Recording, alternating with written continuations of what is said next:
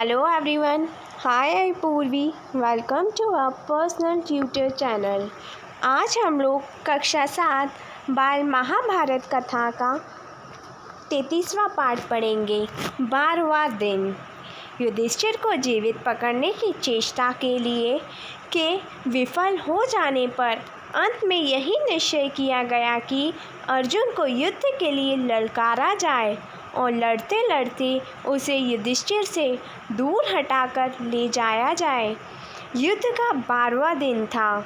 बहुत ही भयानक लड़ाई हो रही थी। आचार्य द्रोण ने युधिष्ठिर को जीवित पकड़ने की कई बार चेष्टा की पर असफल रहे। भगदत्त के हाथी ने भीमसेन को मार दिया। यह शोर सुनकर युधिष्ठिर ने भी विश्वास कर लिया कि भीमसेन सचमुच ही मारा गया होगा। यह सोचकर उन्होंने अपने वीरों को आज्ञा दी कि वे भगदत्त पर हमला करें। इधर युधिष्ठिर द्वारा भेजी गई कुमुक आ पहुंची थी और वृद्ध भगदत्त को चारों तरफ से पांडव वीरों ने घेर लिया था। उधर दूर अर्जुन शंखपतों से लड़ रहा था।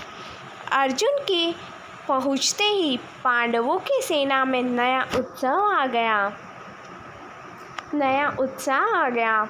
हाथी पर सवार भगदत्त ने अर्जुन और श्री कृष्ण दोनों पर ही बाण बरसाने शुरू किए। भगदत्त ने एक तोमर अर्जुन पर चलाया। तोमर अर्जुन के मुकुट पर जा लगा। इससे अर्जुन को बड़ा क्रोध आया।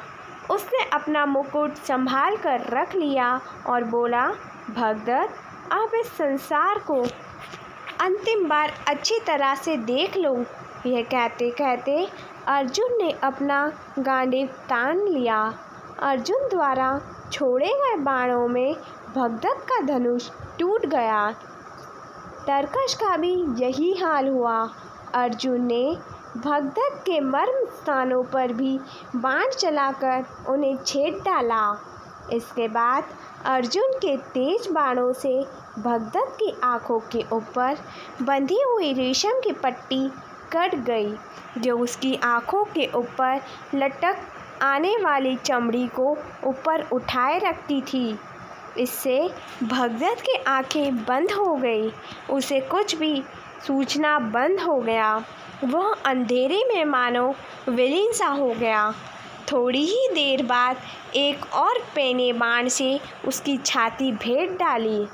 भगदत्त को गिरते हुए देखकर कौरवों की सेना मारे भय के तितर बितर होने लगी, किंतु शकुनी के दो भाई वृषभ और अचक तब भी विचलित न हुए और जमकर लड़ते रहे।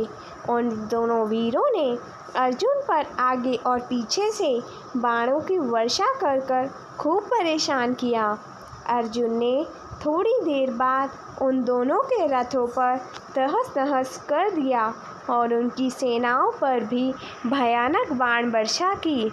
सिंह शिशुओं के समान वे दोनों भाई अर्जुन के बाणों से घायल होकर गिर पड़े और मृत्यु को प्राप्त हुए। अपने अनुपम वीर भाइयों के मारे जाने पर शकुनी के क्रोध और श्रोप की सीमा न रही।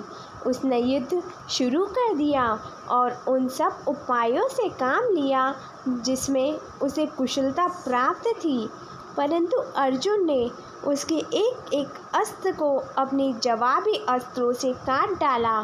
अंत में अर्जुन के बाणों से शकुनी ऐसा आहत हुआ कि उसे युद्ध क्षेत्र से हट जाना पड़ा।